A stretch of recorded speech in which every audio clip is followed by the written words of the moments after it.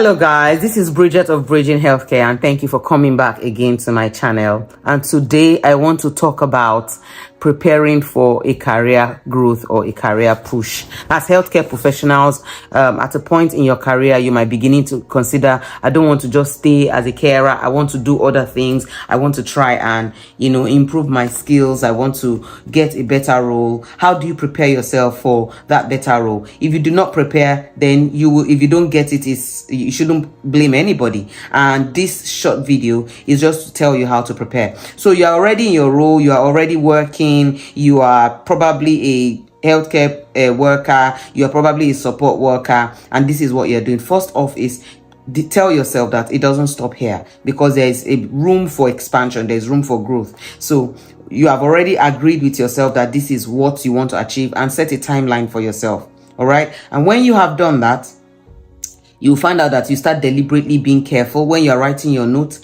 Make sure that every day that you don't copy and paste visit notes.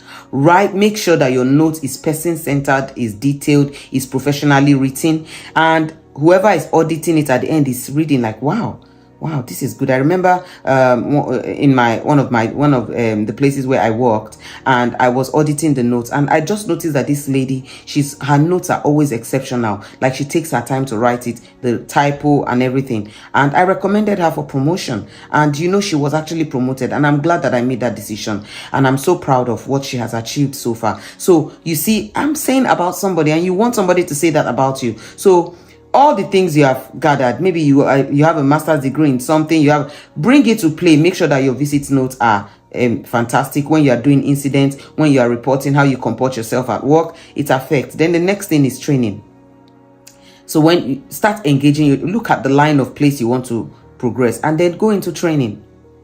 Some of them will cost you money, and don't do all this fast track training that you are not involved. Be the one doing the assignments. Be the one taking the class. Be the one doing the work. Don't just take the training and you are not doing the work. That is another thing.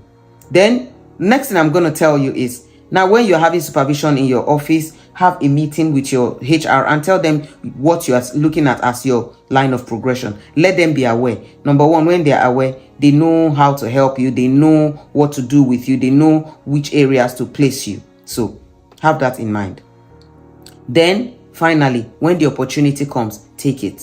So I will advise you, my friends, if you really want to progress, there's a lot that you can progress with in this line of work.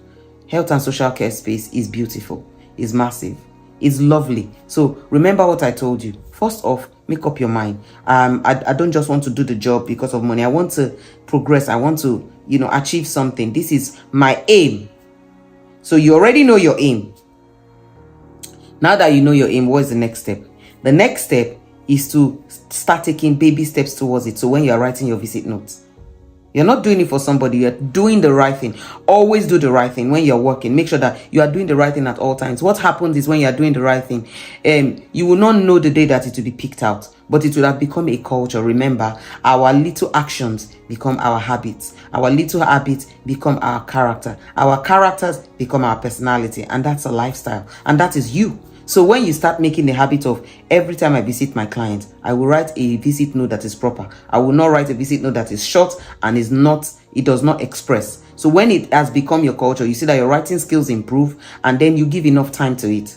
So you know that my clients, I'm a client for 4 hours, or for 6 hours, or for 30 minutes, however it is. I will earmark 5 minutes to visit notes.